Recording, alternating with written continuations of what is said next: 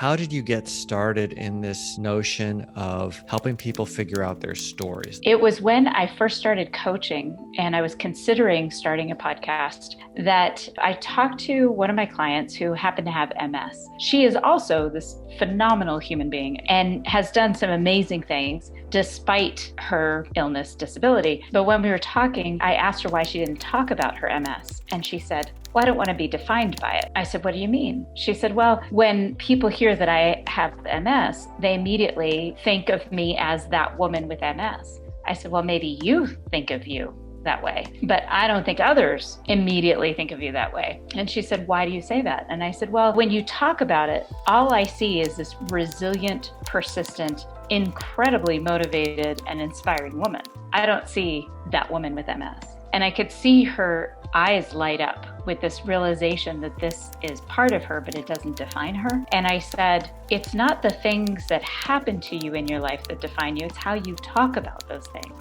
And all of a sudden I had the title of my book.